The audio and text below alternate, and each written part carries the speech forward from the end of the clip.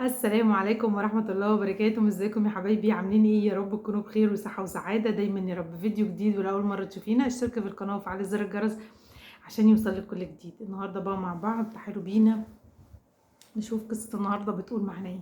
قصة النهاردة معانا بتقول اتجوزت مطلق عنده بنت واتقيت ربنا، واتقيت ربنا فيه، وجيت على نفسي نفسيا وعصبيا وجسديا. معلش، كل فلوسه رايحة على حاجة بتشرب، يعني بلاش نقولها، يعني حاجة مش كويسة، والبنزين، وبنته وطليقته. بيديني 2000 في الشهر ومعتمد على مرتبي.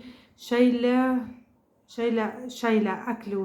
أكلي وشربي ولبسي وعلاجي، وما بيدينيش حتى جنيه ليا، وبالعكس بيفضل يستلف مني ويرجع لي نص الفلوس وينسى الباقي. فيه مميزات كتير، بس أحيانا بحس إنه هو كده، لأني أنا أصلا ساكتة وكويسة، وإني لو اتكلمت في حقوقي هيكون واحد تاني.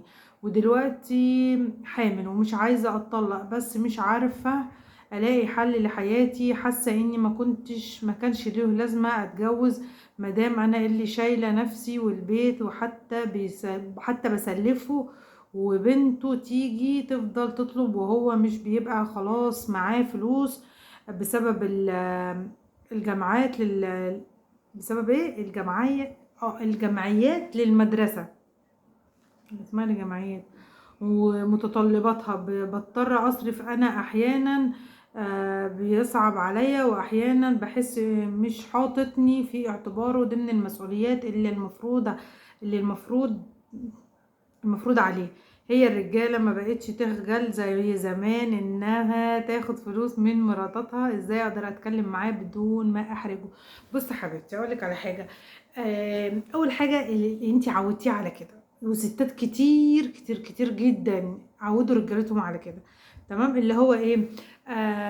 انت اخدتيه مره، قال لك معاكي، قلت له اه فخلاص واديتي له، رجع لك نص الفلوس والله، وسكتي. طب ماشي، لا طب انا دلوقتي، انت بتقولي هو بيبقى اكترية الوقت ما معهوش طبعا، عشان هو عنده طبعا بيصرف على بنته، وجماعة بيعمل المدرسة جمعية ومش عارف ايه، ومصاريف البيت عندك، وانت اللي شايله الدنيا بمرتبك انت.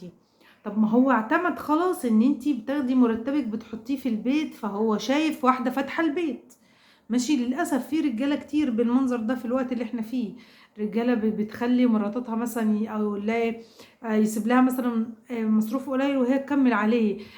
تيجي بقى وقت ما تقول له يحصل مشكله وتقول له لا، ويبقى ما معهاش، تقول له انا ما معيش، ما يصدقهاش ان هي ما معهاش.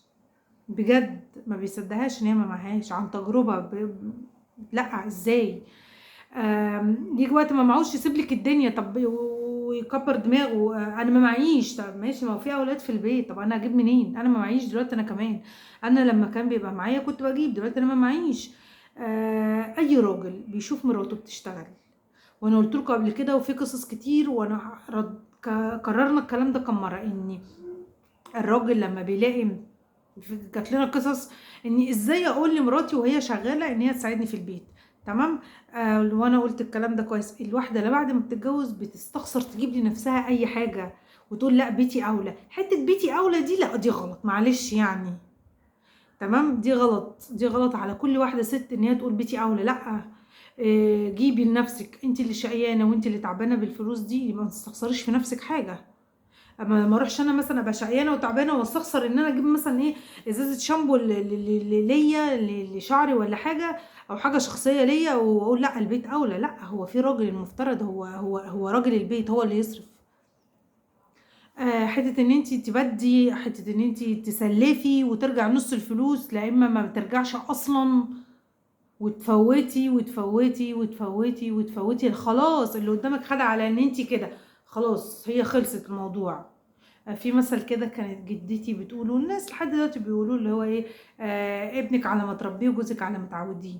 هو فعلا انت عودتيه، ترجعي تقولي لا اصل انا عايزه لا، انت عودتيه من الاول، ان هو كده، فانت جايه دلوقتي تغيري فيه. طب هتغيري ازاي بقى دلوقتي فيه؟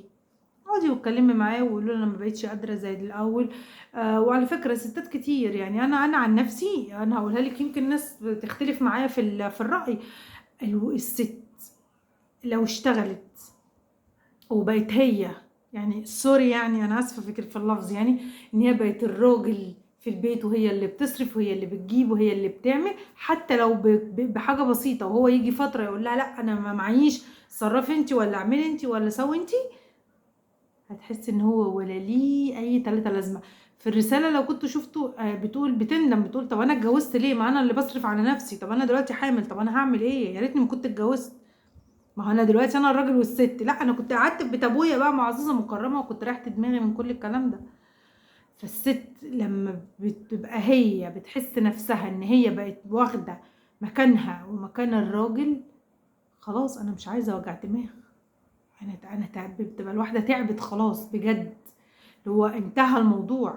انا لا انا كده لا، يبقى انا بقى اتطلق طالما انا الراجل والست، وانا اللي بشتغل وانا اللي بجيب وانا اللي بعمل وانا اللي بسوي، يبقى انا اللي اجيب وانا اللي اكمل بقى، من غير ما يبقى في واحد ينكد على اللي في البيت، من غير ما يبقى في حد يقعد يزعل الفاضي والمليان، ولما تتكلمي ويحصل مشكله كبيره يقولك اصل انا كنت مخنوق، اصل انا كنت متضايق ما اعرفش من ايه، اصل انا كنت من ايه. طب ما هي في واحده في البيت والله ما هيش جاموسه، هي بتحس برضه، بتحس زي ما انت بتحس كده برضه، هي بتحس، يمكن هي اكتر منك. هي عندها ضغوطات، عندها البيت وعندها الولاد وعندها مذاكرة الولاد وعندها الدادي وتعمل وده وعايزة وده عايزة، وبتفكر في الدنيا تمزق، ولو شغل بقى هي كمان في شغلها. هي والله بني آدمة وبتحس هي كمان وبتتعب. فربنا يا رب يهدي الحال يا رب. وكده فيديو النهارده خلص، ولو اول مرة تشوفونا اشتركوا في القناة وفعلوا زر الجرس عشان يوصل لكم كل جديد، واقول لكم مع الف سلامة، باي باي.